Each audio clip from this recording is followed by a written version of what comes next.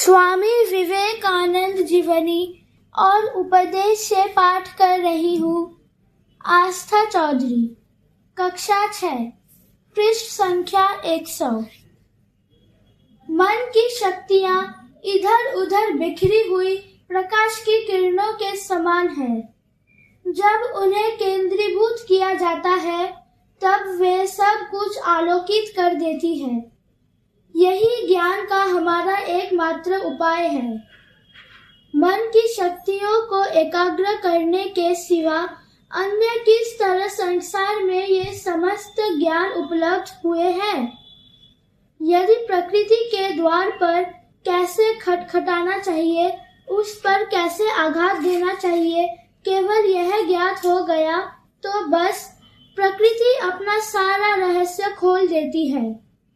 उस आघात की शक्ति और तीव्रता एकाग्रता से ही आती है।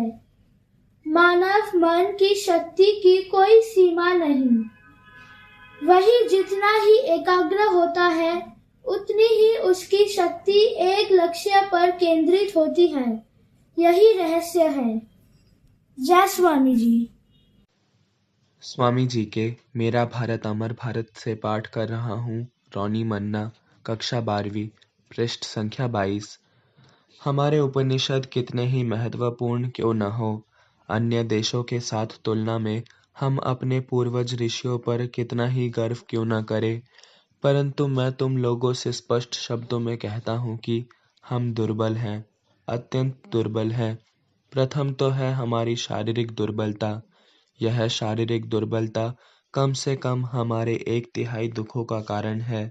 हम आलसी हैं, हम कार्य नहीं कर सकते, हम पारस्परिक एकता स्थापित नहीं कर सकते, हम एक दूसरे से प्रेम नहीं करते, हम बड़े स्वार्थी हैं। हम 3 मनुष्य एकत्र होते ही आपस में घृणा करते हैं, ईर्ष्या करते हैं। हम बातें बहुत कहते हैं परंतु उनके अनुसार कभी कार्य नहीं करते। इस प्रकार तोते के समान बातें करना हमारा अभ्यास हो गया है। आचरण में हम बहुत पिछड़े हुए हैं। इसका कारण क्या है? शारीरिक दुर्बलता। दुर्बल मस्तिष्क कुछ नहीं कर सकता। हमें अपने मस्तिष्क को सबल बनाना होगा। जय स्वामी जी।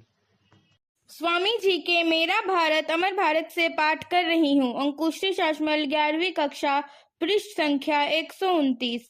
चारों ओर से अंधकार जितना ही बढ़ता है, उद्देश्य उतना ही निकट आता है। मनुष्य उतना ही अधिक जीवन का सही अर्थ समझने लगता है। तब लगता है कि यह जीवन एक स्वप्न है और हम समझने लगते हैं कि क्यों हर व्यक्ति इसका अनुभव करने में असफल रहता है। इसका कारण यह है कि वह एक अर्थहीन वस्तु का अर्थ निकालने का प्रयास करता है।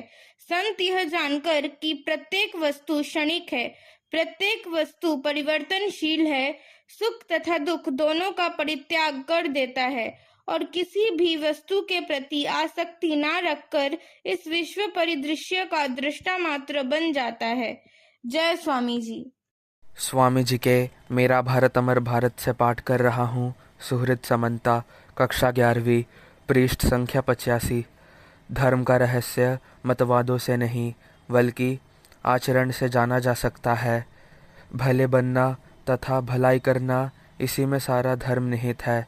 जो केवल प्रभु प्रभु की रट लगाता है वह नहीं, अपितु जो उस परम पिता के इच्छानुसार कार्य करता है वही धार्मिक है। जय स्वामी जी। स्वामी जी के मेरा भारत अमर भारत से पाठ कर रही हूँ। डूबसा खड़ा, कक्षा 7, पृष्ठ संख्या 33। क्या कारण है कि संसार के सब देशों में हमारा देश ही सबसे अधम है, शक्तिहीन है और पिछड़ा हुआ है? इसका कारण यही है कि हमारे यहाँ शक्ति का अनादर होता है। जय स्वामी जी। स्वामी जी के मेरा भारत अमर भारत से पाठ कर रही हूँ।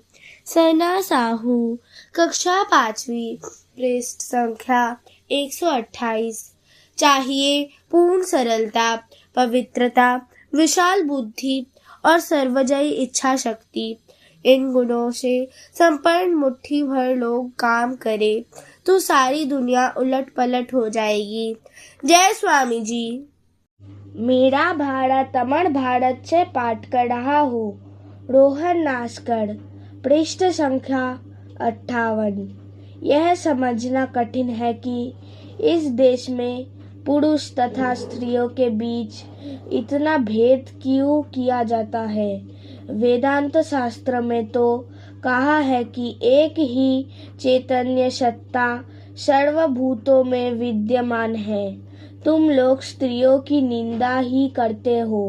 उनकी उन्नति के लिए तुमने क्या किया है, बोलो तो।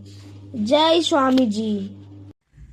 स्वामी जी के राष्ट्र को आह्वान से पाठ कर रही हूँ। पृष्ठ संख्या 58। श्रीति मैती। नीति संगत और नीति विरुद्ध की यही एकमात्र व्याख्या हो सकती है कि जो स्वार्थपर है वह नीति विरुद्ध है और जो निस्वार्थपर है वह नीति संगत है। जय स्वामी जी।